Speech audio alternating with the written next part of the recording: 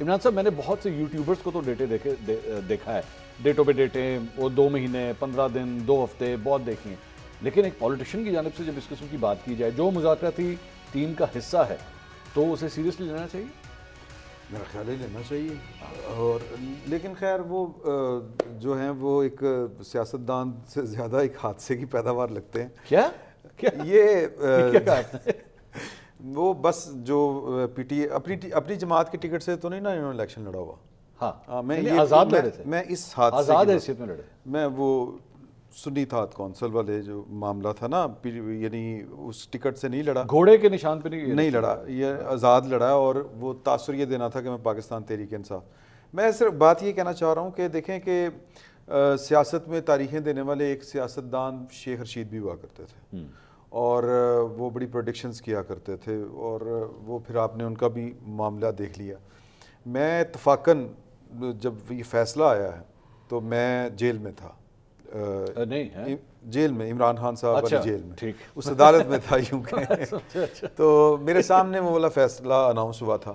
ایک تو جو پاکستان تحریک انصاف کا سوشل میڈیا ہے اور ان کے جو یوٹیوبرز ہیں اور ان کے جو ہمدرد ہیں، میں نے اس دن وہ کس لیول کا جھوٹ بولتے ہیں وہ میں نے اس دن آبزرو کیا. کیونکہ ایک کسی نے لگایا ہوا تھا کہ جی کہ جج صاحب کو عمران خان صاحب نے کہا کہ آپ فیصلہ سنائے، آپ بھی میری طرح قیدی ہیں. حالانکہ جج صاحب کا اور عمران خان صاحب کا آپس میں کوئی انٹریکشن نہیں ہوا. اچھا، ایک جملے کا تبادلہ نہیں ہوا، سلام دعا تک نہیں ہوئی. اوکے.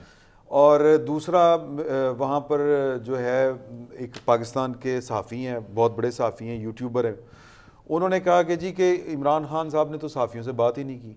اچھا. تو وہاں پر عمران خان صاحب جیل کا وہاں پر ماحول یہ ہے کہ عمران خان صاحب چاہیں تو صحافیوں سے بات کر سکتے ہیں، صحافی ان سے چاہ کے بھی بات نہیں کر سکتے. یہ کون سا فاصلہ ہے؟ فاصلہ ہے، دیواریں ہیں، وہ کھڑکیاں سی بنی ہوئی ہیں، وہ عجیب و غریب سا وہاں پر پارٹیشن ہے. ایک طرف فیملی ہے، سب سے پیچھے صحافی ہیں، سب سے پیچھے صحافی ہیں. اچھا. تو عمران خان صاحب جج صاحب کے بالکل سامنے بیٹھے ہوتے ہیں. ٹھیک ہے. تو عمران خان صاحب خود آئے اور انہوں نے خود آ کے صحافیوں کے ساتھ جو تھی وہ گفتگو کا آغاز کیا.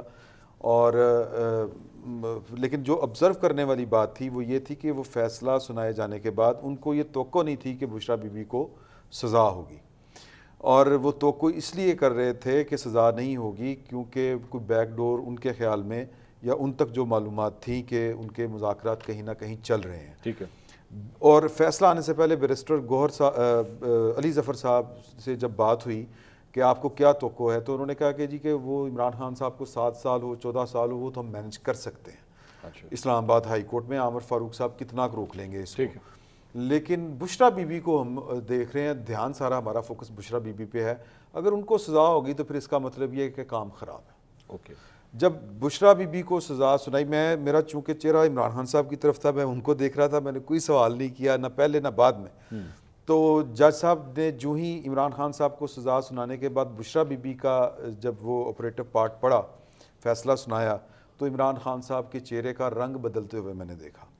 اچھا. اور پھر اس کے بعد جو انہوں نے گفتگو کی، کیونکہ صحافی پھر جب جج صاحب نکل گئے تو آدھے صحافی باہر چلے گئے بریکنگ دینے کے لیے کہ سزا ہو گئی ہے، پھر کچھ جو تھے وہ وہیں پہ رک گئے ان کا فیڈ بیک لینے کے لیے.